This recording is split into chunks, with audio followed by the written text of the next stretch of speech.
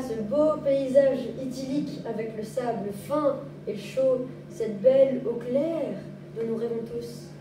Mais arrête de rêver, Nolan. Est-ce que tu savais que 8 millions de tonnes de plastique sont transportées dans les océans chaque année par les vents, les courants et les rivières?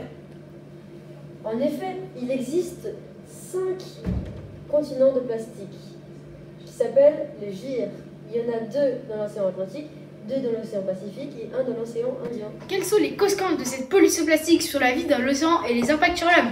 1,5 million d'animaux marins meurent chaque année à cause de la pollution plastique, dont les tortues qui mangent un sac plastique et les dauphins qui vont, eux, être piégés à cause des filets de pêche. Ils peuvent aussi mourir par ingestion des microplastiques de taille inférieure à 5 mm.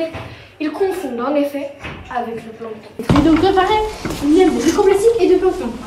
Ici, nous pouvons voir des copépodes et ici des microplastiques. Parfois, ils sont de la même taille et de même forme, inférieure à 5 mm. C'est pour ça que les animaux les confondent. Ika Polpo, une chercheuse au CNRS de Brest, a mené une expérience qui met en évidence que même le plancton ingère des nanoplastiques. C'est ce que vous voyez sur le petit film ici. Vous voyez des petites billes fluorescentes qui sont ingérées par un organisme zooplanctonique et qui sont amenées dans le tractus digestif. Donc, les matières plastiques se retrouvent donc dans le corps des animaux marins. Les conséquences sont lourdes. En effet, Nolan, ils ne se nourrissent plus correctement à cause d'une sensation de satiété. D'après la chercheuse Ika Polpo qui a travaillé dans un laboratoire sur les huîtres, leur manque d'alimentation a une conséquence néfaste sur leur reproduction. Mais tu as totalement raison, Nolan, car un manque d'alimentation provoque donc un manque d'énergie. Et ce manque d'énergie provoque l'absence de reproduction de cellules et de larves. De plus, les matières plastiques sont associées à des molécules toxiques, parfois cancérigènes.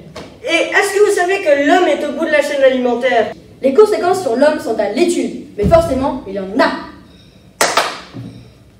Autre conséquence, le plastique flottant à la surface de l'océan dérive au gré des courants marins tel un radeau et permettent le transport des espèces pathogènes et nuisibles. Le plastique, c'est pas top, c'est stop!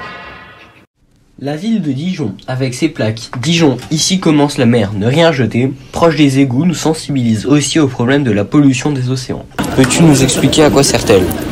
Oui, tout simplement parce que quand j'aurai terminé ma compote, je la jetterai dans le bac jaune, dans le tri sélectif, pour la faire recycler et pour lui donner une seconde vie.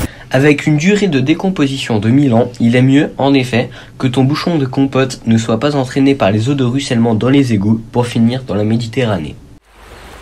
Nettoyer les océans, c'est pas pour les pélicans, on compte sur vous!